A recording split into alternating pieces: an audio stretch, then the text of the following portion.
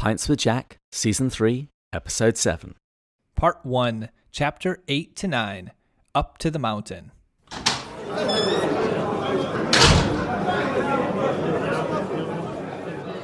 Good morning and welcome to Pints with Jack, a podcast where two enthusiastic C.S. Lewis amateurs get together, share a beverage and discuss a work of C.S. Lewis.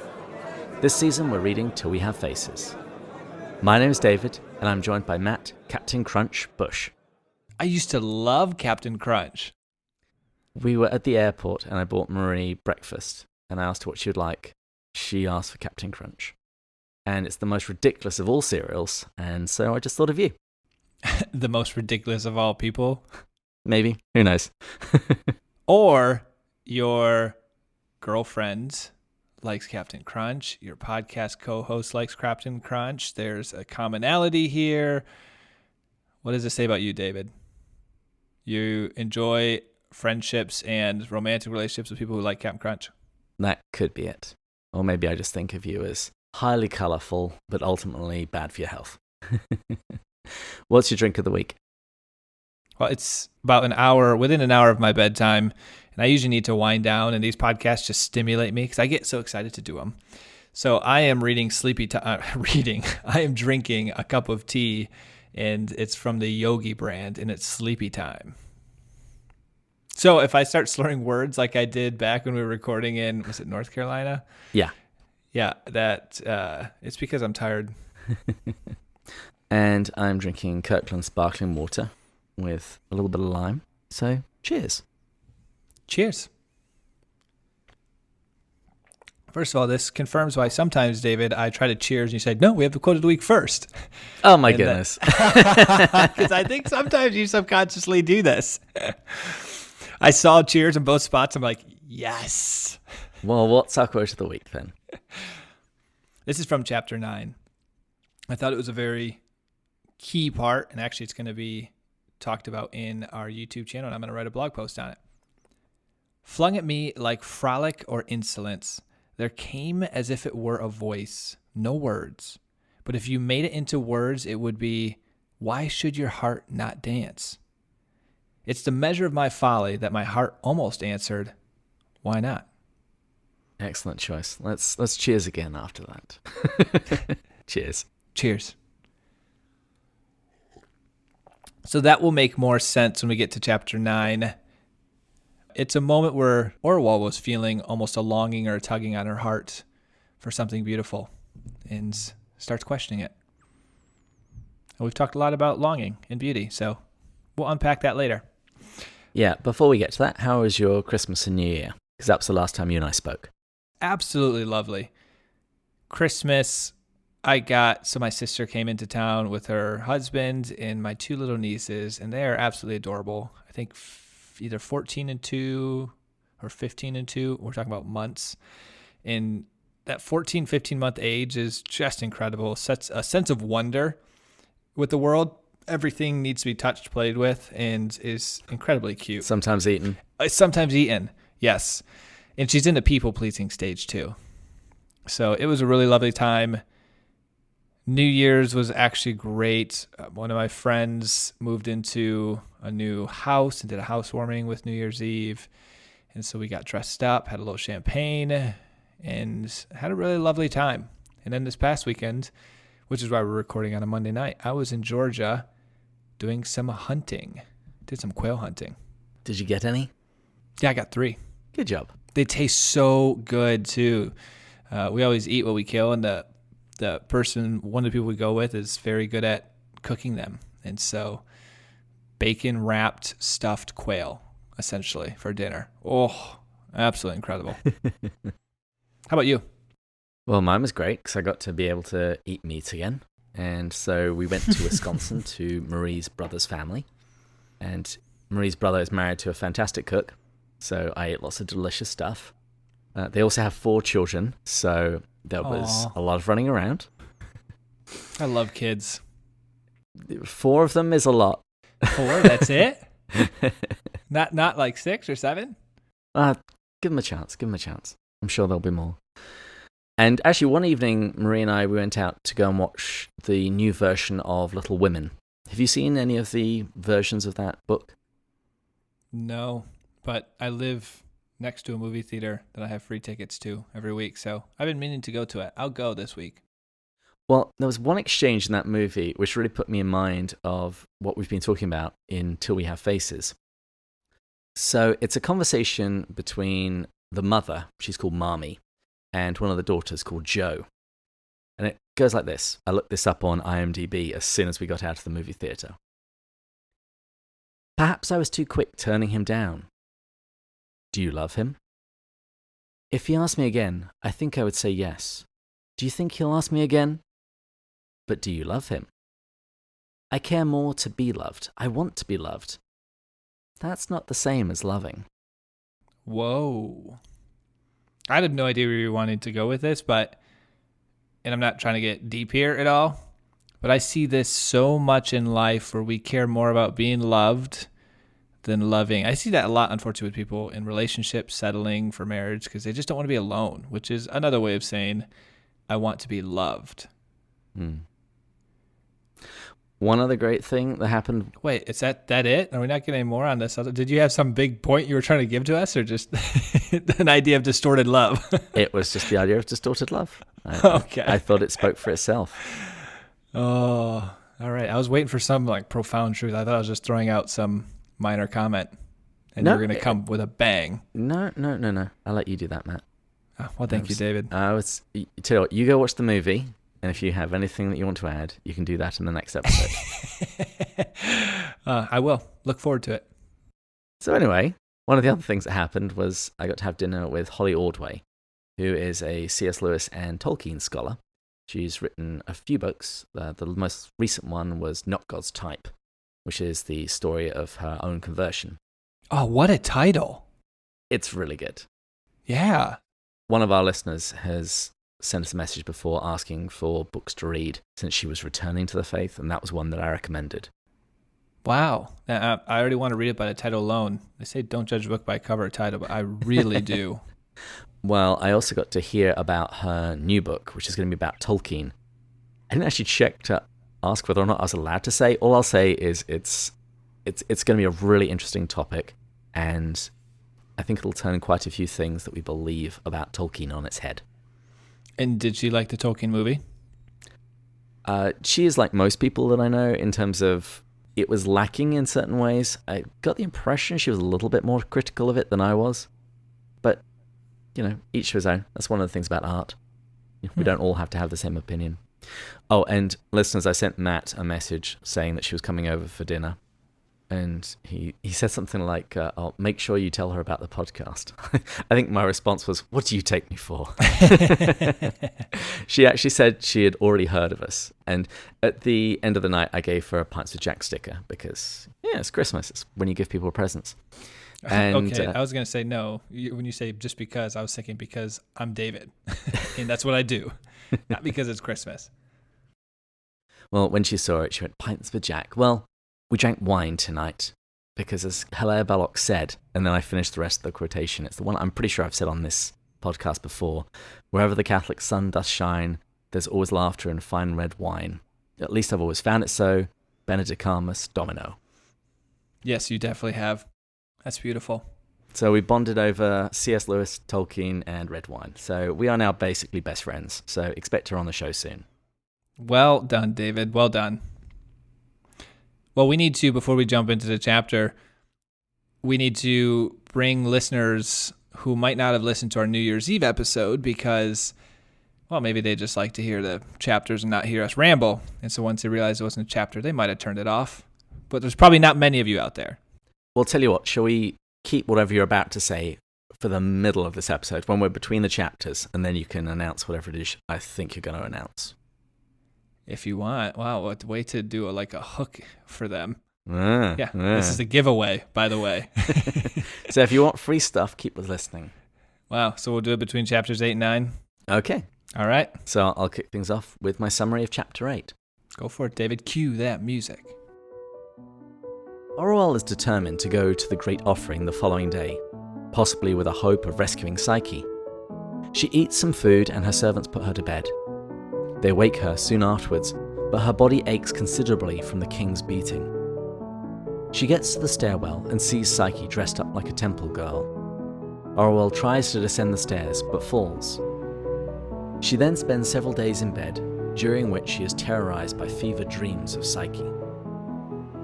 Orual awakes to find the fox at her bedside.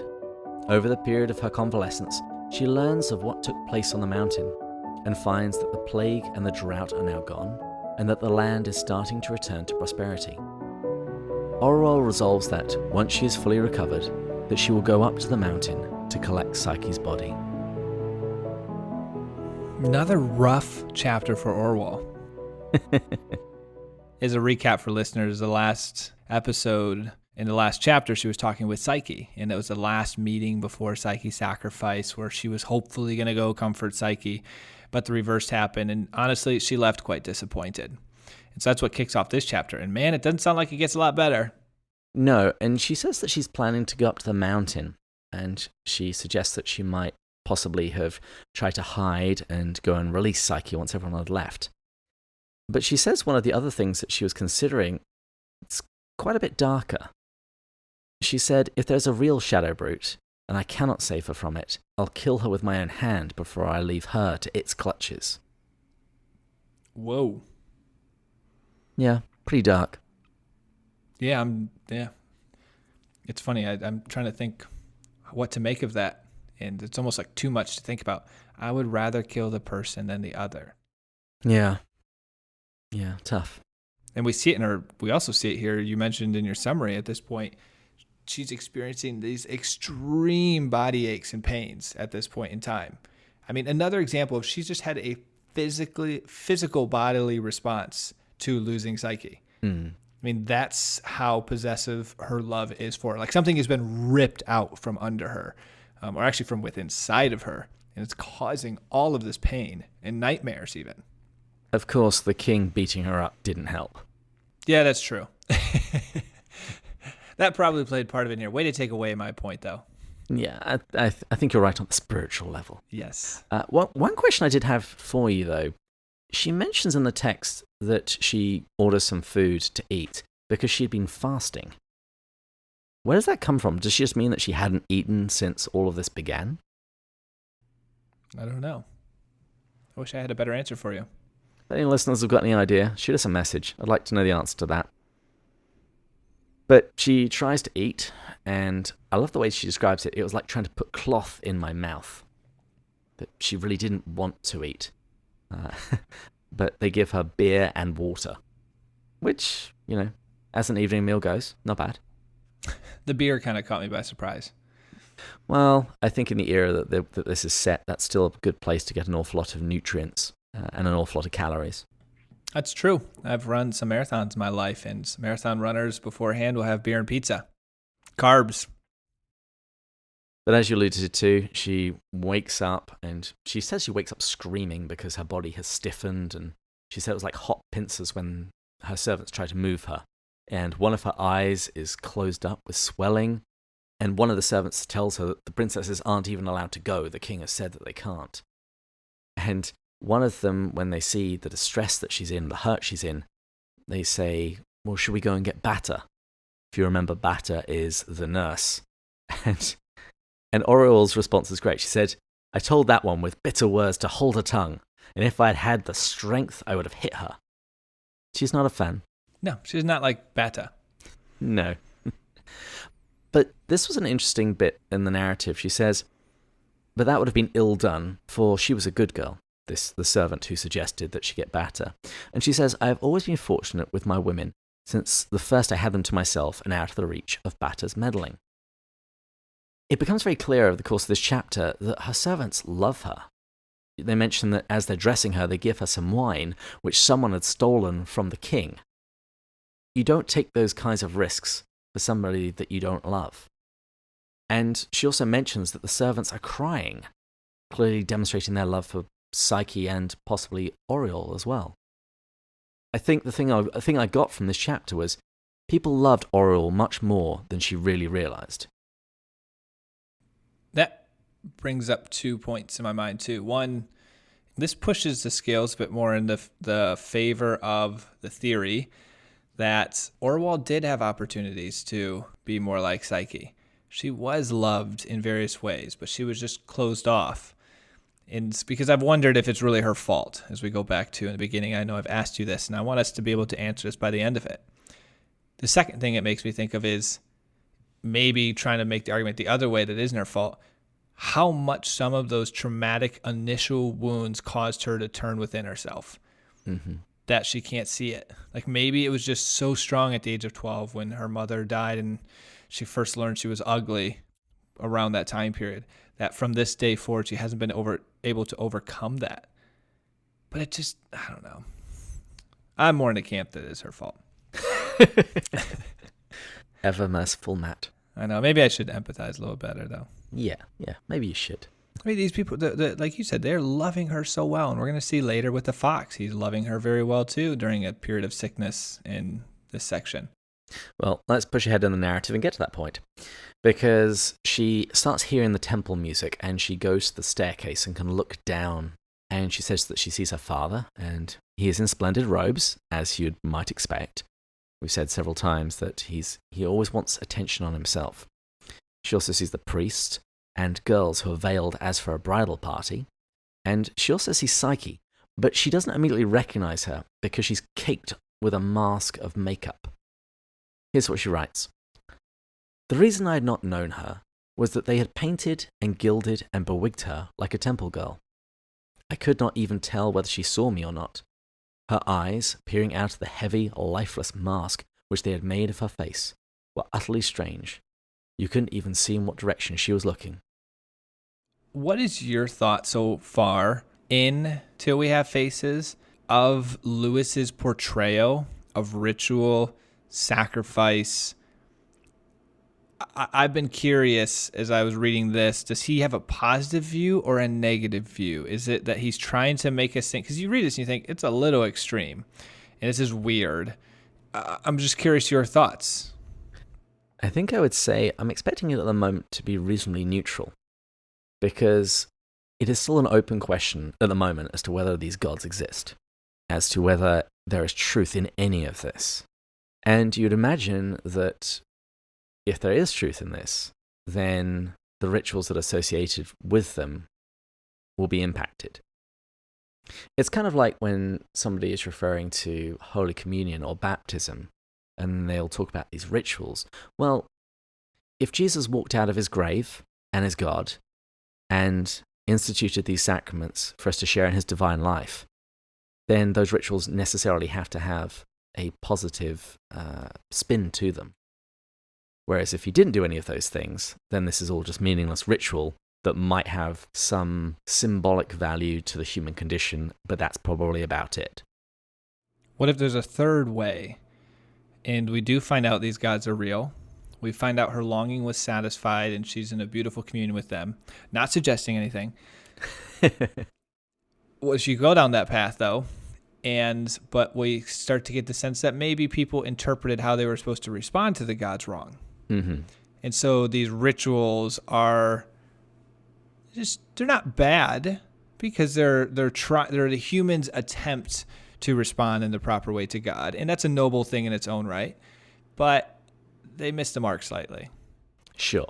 And that's why when I said what I said that these things like baptism and Holy Communion were instituted by Christ. That's the thing that anchors them to the reality. But yeah, I think we'll have to wait a few more chapters until we see what's going on here. Yes, because for all we know, the gods don't exist. I'm not saying anything. But Orual definitely sees all of this as part of the evil of the gods. She says it wasn't enough for them to take her from me, but they took her from me 3 times. Once in the initial sentencing of her, secondly with their exchange in the 5-sided room, and then lastly when they turned the most beautiful girl in the world into this painted, ugly doll. Yeah, it'll be very interesting to see as we progress through this book how accurate Orual's framework is, interpretation of the gods. Because that's a pretty strong sentence. We've been talking about how it seems Psyche longs for the gods in a very beautiful way. And now you're seeing, which finish that statement, if she does, this is all a beautiful thing that's going to end in her in communion with the gods. On the other hand, you have Orual here saying the most beautiful thing that was ever born made into an ugly doll. Those are two opposite views of what's happening right now. Or maybe C.S. Lewis is saying he just doesn't like girls that wear lots of makeup. Who knows? I had comments to make about that. I'm going to hold them. Smart. Anyway, after she sees Psyche, she tries to go down the staircase and falls and passes out. Then we get a very strange section of the chapter where she's in this kind of delirium. Here's how she writes it. For many days after I was sick, and most of them I do not remember, I was not in my right mind. I slept, and they tell me not at all. My ravings, what I can recall of them, were a ceaseless torture of tangled diversity, yet also of sameness. Everything changed into something else before you could understand it, yet the new thing always stabbed you in the very same place. The nearest thing we have to a defense against the gods is to be very wide awake and sober and hard at work, to hear no music, to never look at earth or sky, and above all, to love no one. I have comments about that. So do I. I was just thinking the same thing. But she says, one thread ran through all the delusions. Now mark yet again the cruelty of the gods. There is no escape from them into sleep or madness, for they can pursue you into them with dreams. Indeed, you are then most at their mercy. They made it the common burden of all my fantasies that Psyche was my greatest enemy. And she describes the variety of these nightmares, waking mares, I'm not sure what you call them. Psyche and Redoval are children and they drive her away. Orual is on her honeymoon and Psyche leads her husband away. Psyche throws her off cliffs that she drags her by the hair or pursues her with a whip across dark mountains. So what do you make of these? Well, I'm still stuck on the line, never to look at earth or sky, and above all, to love no one. That's going to be the topic of our YouTube conversation. I don't like to give you too many sneak peeks of that because they are meant to be pretty free-flowing, but that right there is classic 101 Brene Brown vulnerability. Are you familiar with Brene Brown? I am indeed. Well, she's fantastic. She's pretty much the preeminent scholar, researcher, psychologist on the power of vulnerability in our lives. And when you've been hurt and wounded, you're afraid to love. And she writes about that. You're actually afraid to experience joy in general, which is more what I'm going to talk about on the YouTube channel. But once you've been hurt, the defense mechanism is just to not love at all. And as C.S. Lewis said in Mere Christianity, if I'm correct, David will let me know, is to love at all is to be vulnerable of pain and hurt or something like that. You're thinking of the four loves, and that was exactly where I was going as well. It's in the section where Jack is talking about the works of St. Augustine. In his Confessions, one of his friends had died, and the lesson that he draws from this is that you shouldn't put all your eggs in one basket or your hopes in a sinking ship. Therefore, you should love God, and that love will never be let down. And Lewis says, great saint, doctor of the church, and all of that. So I'm a little scared to say this, but I actually think he drew the wrong lesson from this. And the point that he makes in the four loves is to love at all is to be vulnerable. Well, now you're going to have stuff to talk about on the YouTube episode. Which, just for a reminder for all listeners, go check that out. We release in conjunction with these now every single week, Skype sessions, where Dave and I talk more off the cusp about a single topic. And this week, we're going to talk about vulnerability and love. Did Marie put you up to this? No, but now I'm really curious. This is already going to go way over 45 minutes, though, so maybe we should save that for the YouTube channel. Fair enough. Well, I mean, I can just guess what she would have said, David. You and vulnerability are... Anyway, let's move on. Let's talk about the chapter. Orual says that the visions from her nightmares. Anyway, Orual, she begins to recover. She says that the visions ceased, and all that was left behind was this general sense of injury that Psyche had done her. And apparently she lay there for hours saying, cruel girl, cruel Psyche, her heart is of stone. And you really get the impression that all of this is being driven by the conversation that she had with her in the five-sided room. Orual then says, and soon I was in my right mind again and knew how I loved her, and that she had never willingly done me any wrong, so she still thinks that Psyche has done her a wrong. She said, though it hurt me somewhat that she should have found time at our last meeting of all, talking so little of me, to talk so much about the god of the mountain, the king, the fox, Redoval, and even Bardia. Yeah, think about the selfishness of that statement right there. Psyche's going to her death. And if Psyche's going to her death, Psyche can talk about whatever Psyche wants. Let's just be frank. Yet Orual is thinking to herself, why is she not talking about me? Now, Orual eventually wakes up to the sound of rain and discovers that the fox is by her side.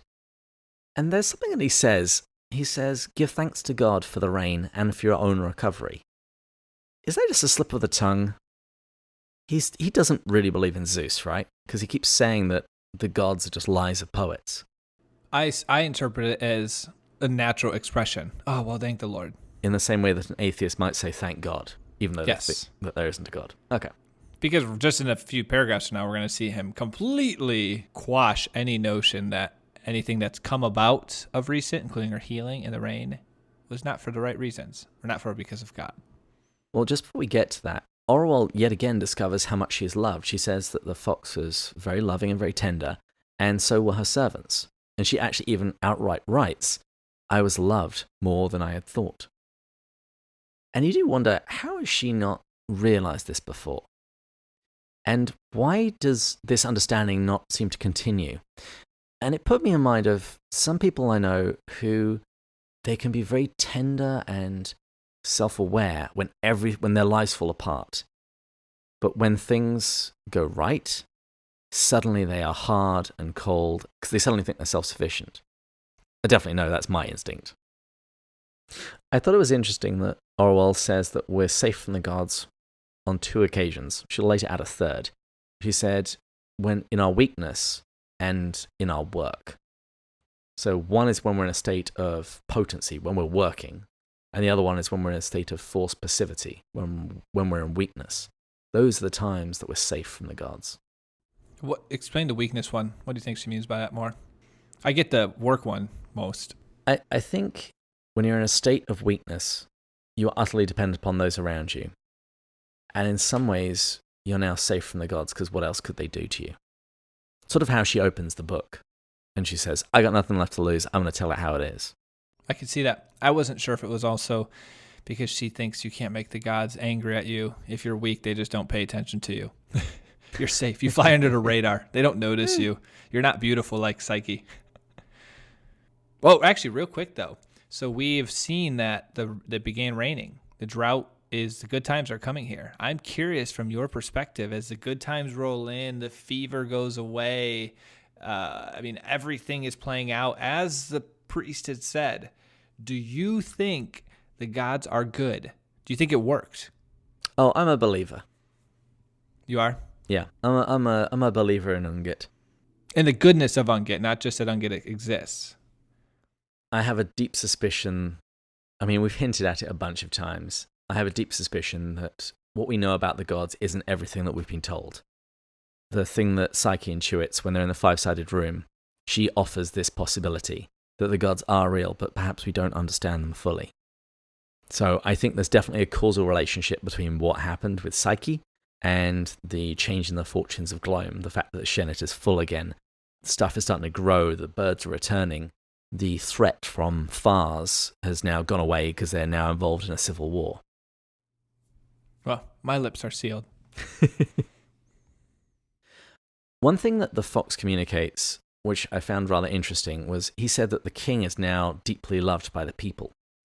He said that they pitied him greatly at the great offering because he went up to the holy tree and he wailed and he wept and he tore his garments and he kept embracing Psyche, which is mentioned he had never ever done before. But that he said again and again to the people that he wouldn't withhold even his own daughter when the good of the people called for her death. And a couple of things I thought was interesting about that. One was that it sounded sort of like John 3:16, for God so loved the world that he gave his only son. But the other thing that I found was interesting about that, because they're talking in Greek, presumably so nobody else can eavesdrop and know what they're saying. Orual calls the king a mountebank, which is basically like a scammer or a charlatan, basically saying that he did this big performance talking about how much he loved Psyche, and none of it was true. And the fox's response I thought was actually quite insightful. he said that he basically wasn't wholly faking it. He says, he believed it while he did it. His tears are no falser or truer than Redival's. And if you remember, we spoke about Redival before, that her tears were not wholly feigned, but they weren't worth much more than ditch water. It's almost as if if you think they're fully fake or fully false, it's almost as if you're giving them more credit than they deserve. Rather than just recognizing he's immature, he's insecure. And he's weak.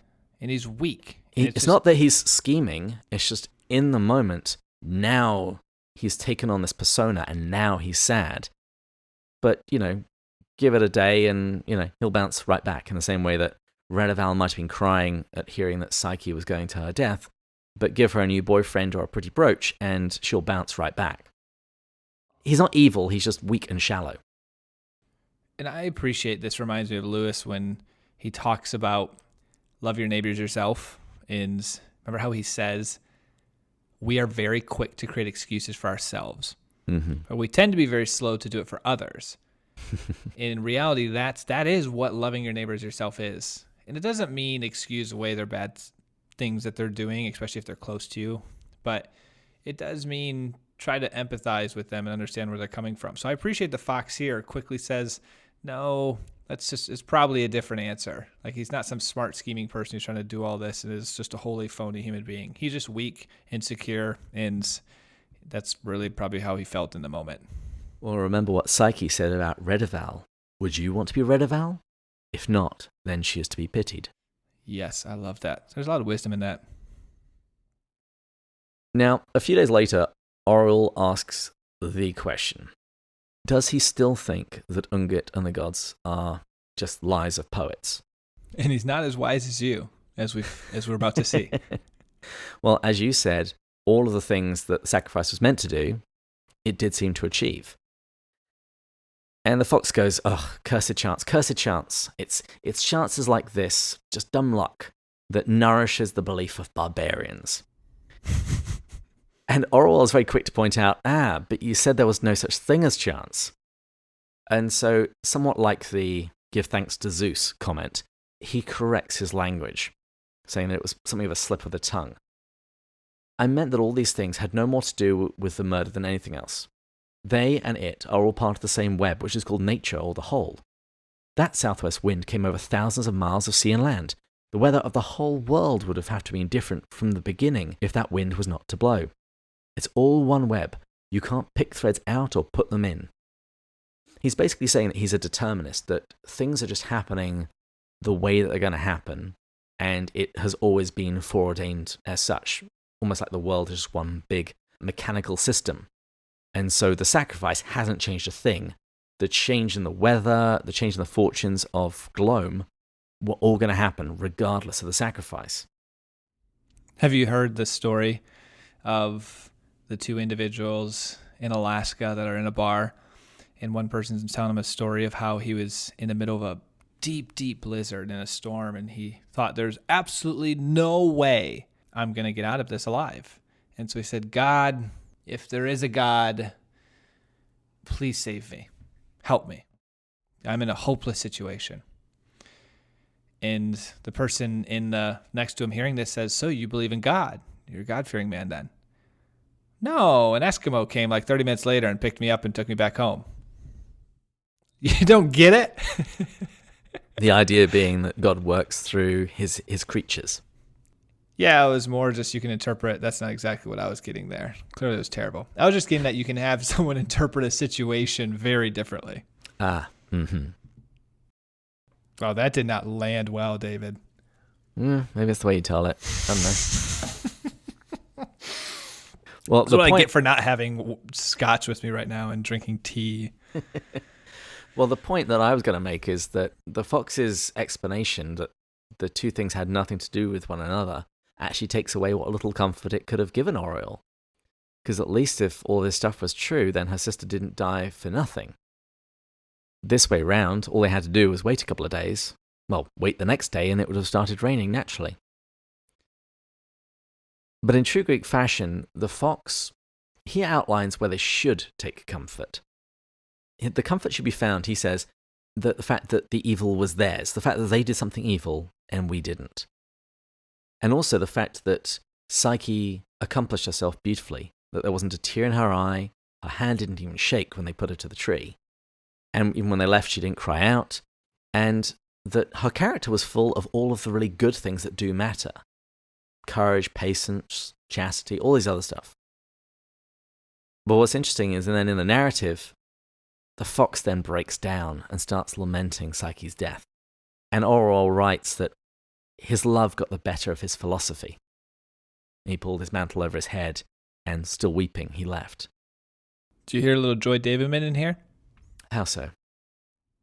I'm going to butcher the quote, but life's too tough to take it with all reason.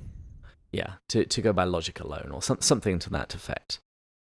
Well, I think here you're seeing the fact that the fox wants to be a purely rational creature, but his passions and emotions are stronger than even his philosophy. Which in Becoming Mrs. Lewis is the complete struggle between Joy and Jack. Jack is just completely rational, and it just frustrates Joy.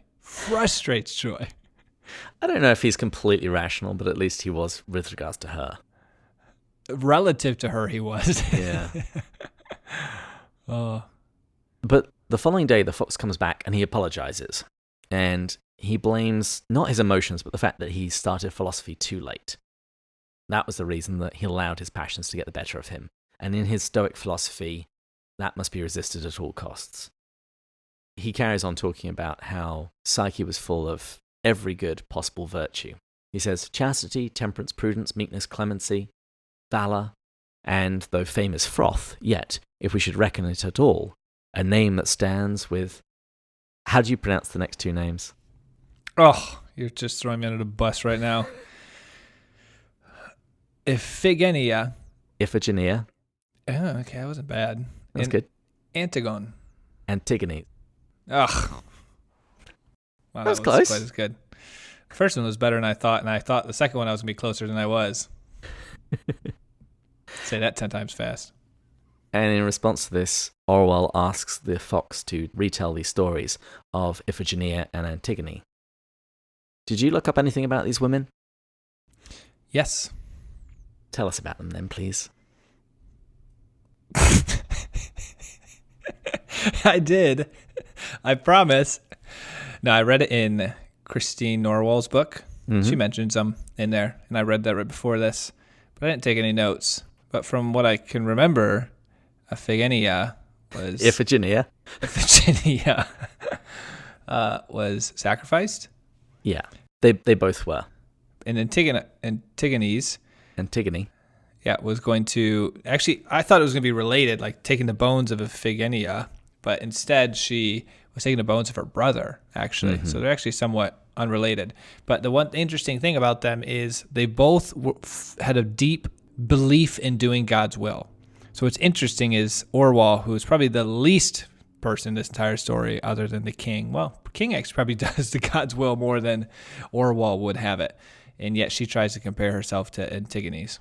So it's a bit ironic. So let me just fill in the details on this. Iphigenia, she was the daughter of Agamemnon, and her father had angered the gods. There are several different versions of this, so it varies a bit. But he had angered the gods, and he was told he must offer his daughter in sacrifice. Otherwise, his attack on Troy wasn't going to work. And he lies to his wife and his daughter and tells them that she's actually going to marry Achilles. So I thought it was interesting the fact that there's a wedding motif much like Psyche. And Iphigenia eventually realizes what's going to happen, but she offers herself anyway. And this is actually the story, I think, that the fox tells back in chapter 6. Remember when Orual is coming around and the king says, oh, the fox tells me that even in your precious Greek lands this sort of thing happens. And then he outlines the story of when a daughter gets sacrificed and everything goes wrong. Mm-hmm. I think actually that's this story. I actually thought that too. And when I was looking at... Of course you were. And when you stole the words right out of my mouth, David. Mm-hmm, totally. Well, I'm sure then you will have no doubt also noticed that in one version of the story, Iphigenia is actually rescued by the god Artemis from death, even though it looks to everyone else like she died. No, I don't remember that. I don't think that's true. Is it? Yeah, that's one version of the story. I was really hoping you were bluffing me, and I was about to call your bluff. Nope. And Antigone, she was the daughter of Oedipus. You've heard of the Oedipus complex? No. No? Okay. The idea is basically you want to kill your father and sleep with your mother. Oedipus was a pretty messed up dude. Yeah, glad I didn't say yes to that.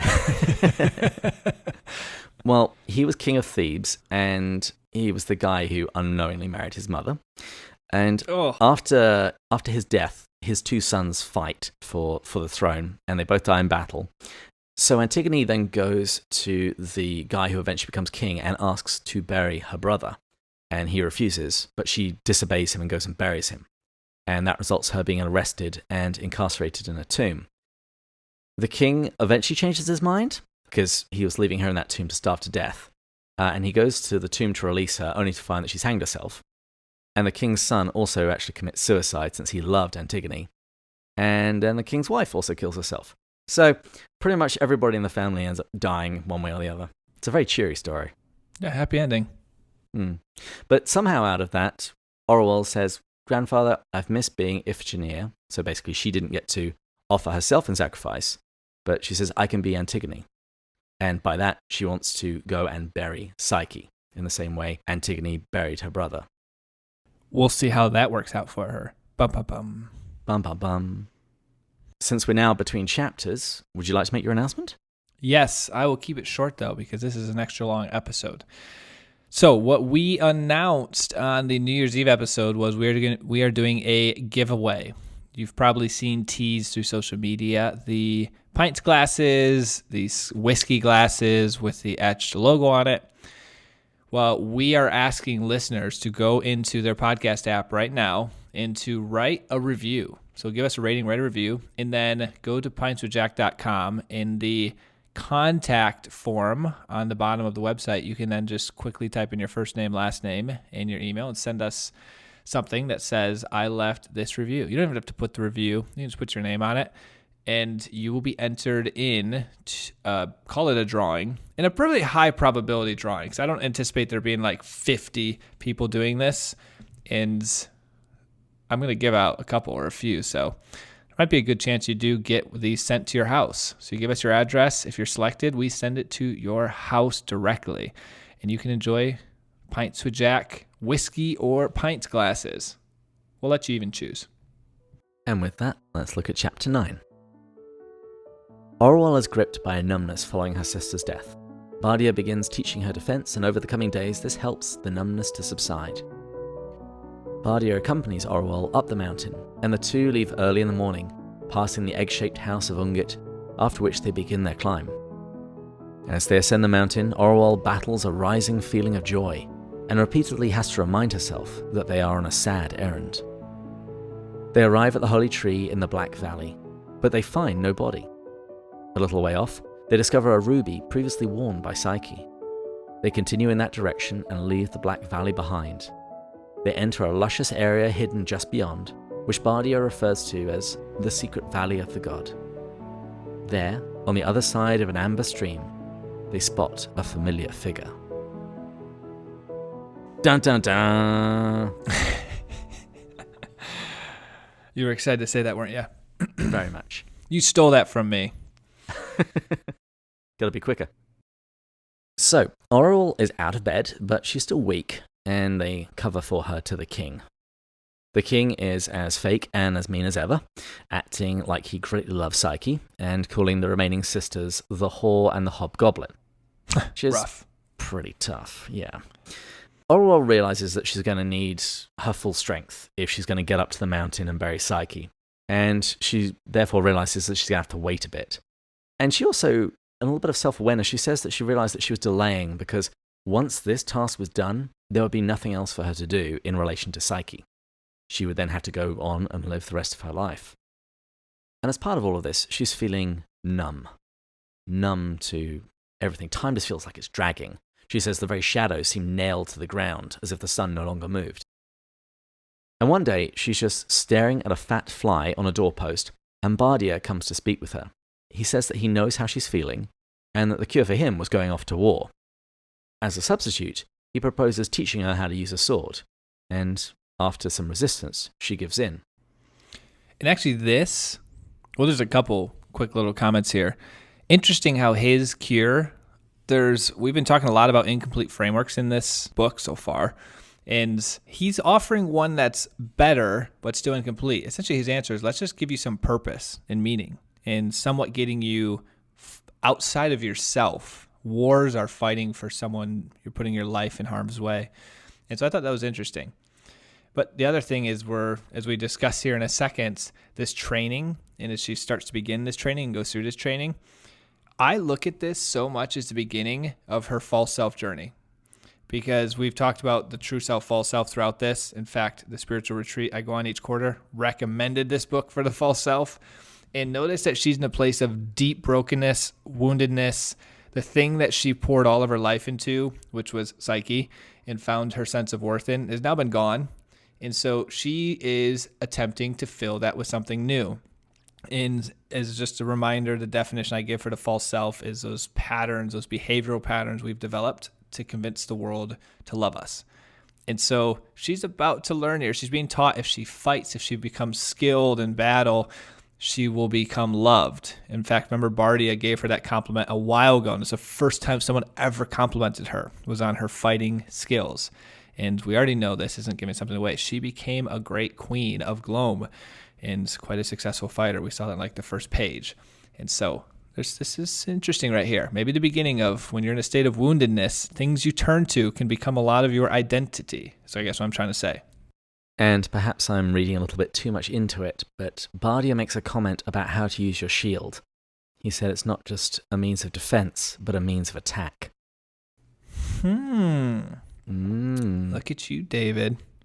So what she uses to defend herself, she actually ultimately uses to repel people away, like they were swords and spears and arrows. Now you're getting into my Brene Brown stuff. Our defense mechanisms prevent us from ever being able to feel like we're truly loved, because hence we've earned it through our false self. Now, there's a brief incident where Orual overhears Bardia talking about her. Oh, it's brutal. Well, it's pity about her face, but, she's a brave and honest girl. If a guy was blind and she wasn't the king's daughter, she'd make a good wife. And Orual says that was the nearest thing to a love speech that was ever made me. Ooh. That was so sad. It's a pity about her face.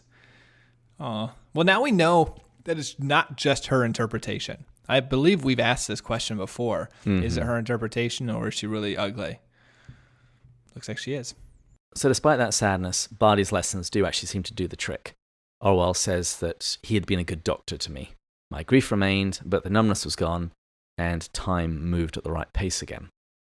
Now, because they're growing in friendship, Orual tells Bardia that what she intends to do, that she's going to go and bury Psyche, and he insists on going with her.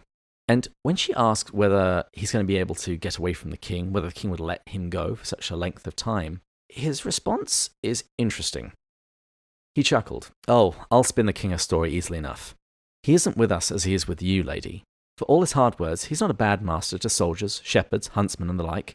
He understands them, and they him. You see him at his worst with women and priests and politic men. The truth is, he's half afraid of them." This was very strange to me. And I'd say, out of everything that we've heard about the king thus far, this is the thing that comes closest to redeeming him. And it does show that he's often a jerk because he's scared. Mm-hmm.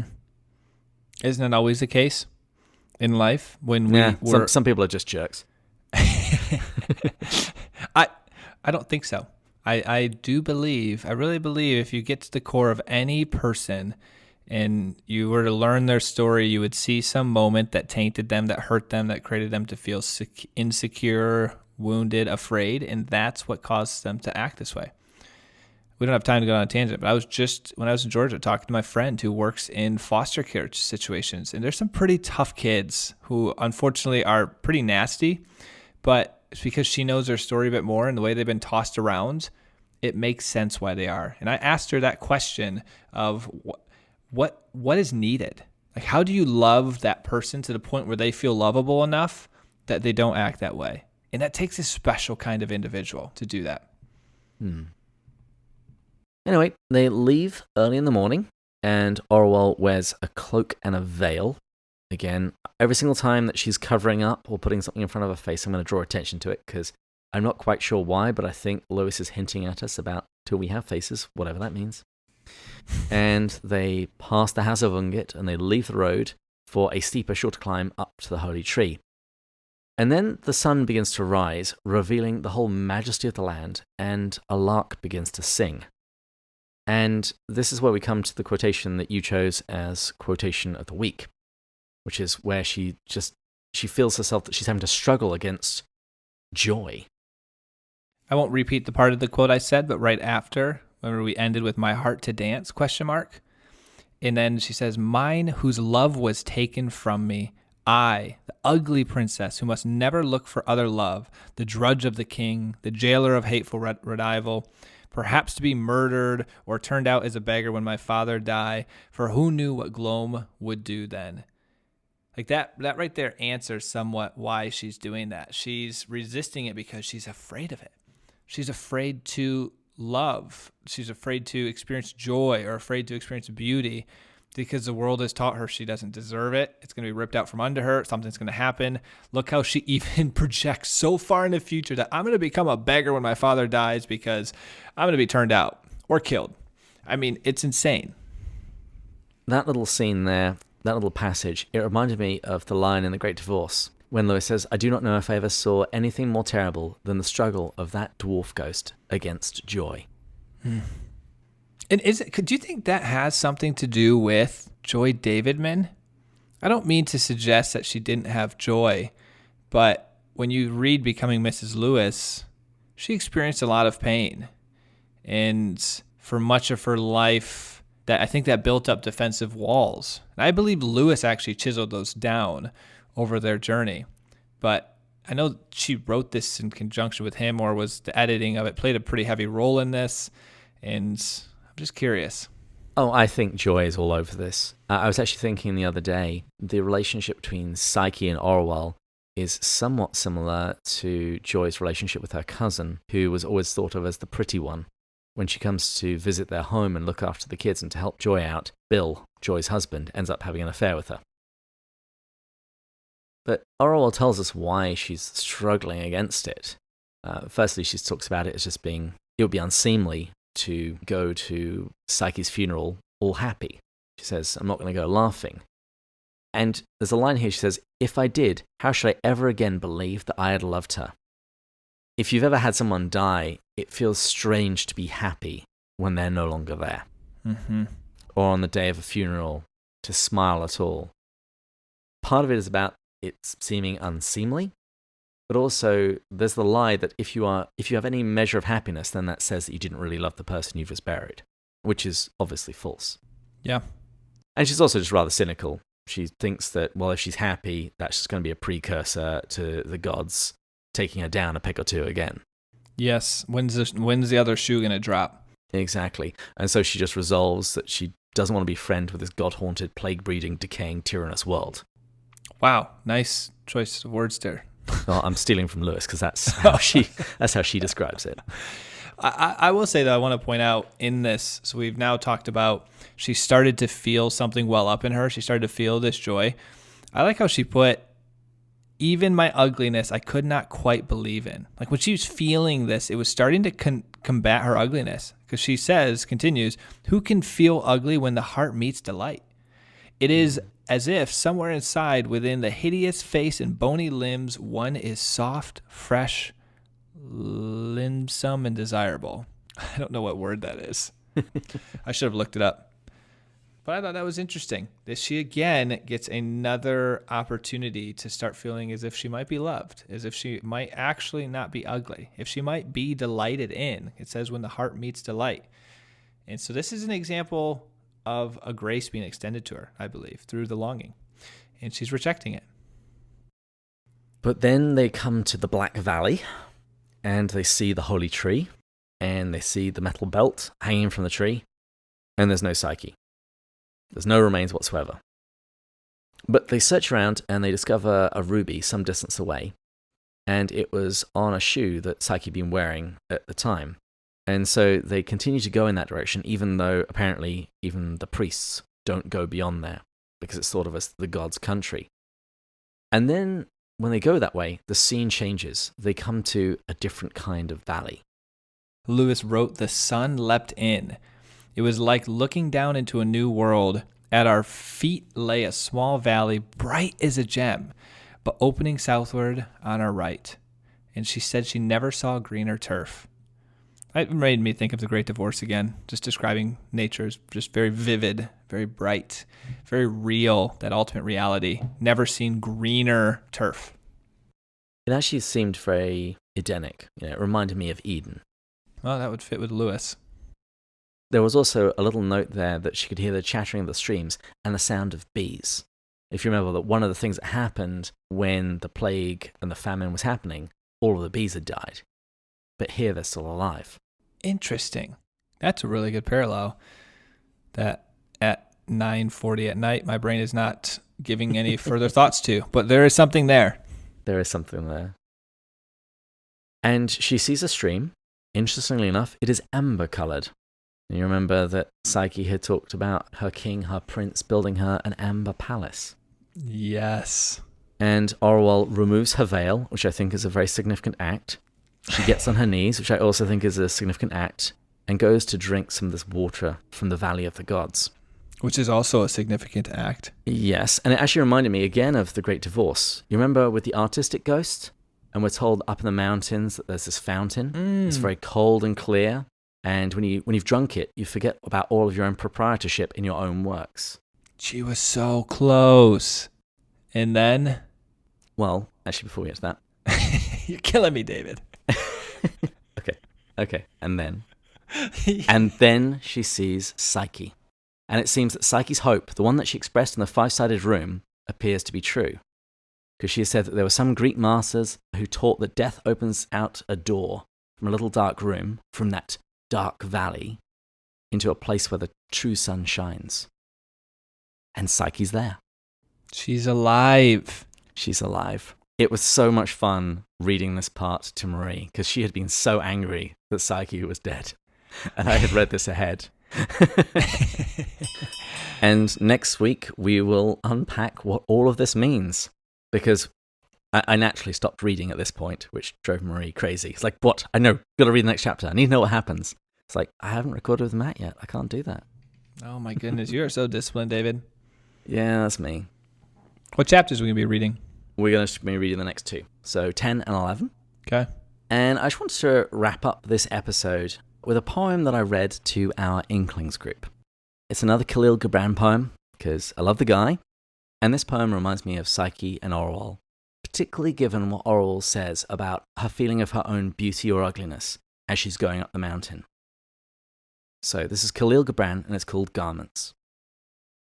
Upon a day, beauty and ugliness met on the shore of a sea, and they said to one another, "Let us bathe in the sea." Then they disrobed and swam in the waters, and after a while ugliness came back to shore and garmented himself with the garments of beauty and walked away. And beauty too came out of the sea, and found not her raiment, and she was too shy to be naked. Therefore she dressed herself with the raiment of ugliness, and beauty walked away. And to this very day men and women mistake one for the other. Yet some there are who have beheld the face of beauty, and they know her notwithstanding her garments. And some there be who know the face of ugliness, and the cloth conceals him not from their eyes. Wow. That last sentence, I think, speaks for itself. Orual. So, ladies and gentlemen, if you have any questions or comments, you can send them to us at pintswithjack.com. You can follow us on Twitter and Instagram, where you get to be constantly impressed with David's fun humor of Lewis. Wow. And please read chapters 10 and 11 and join us next week when we're going to be going further up And further in. Cheers. Cheers.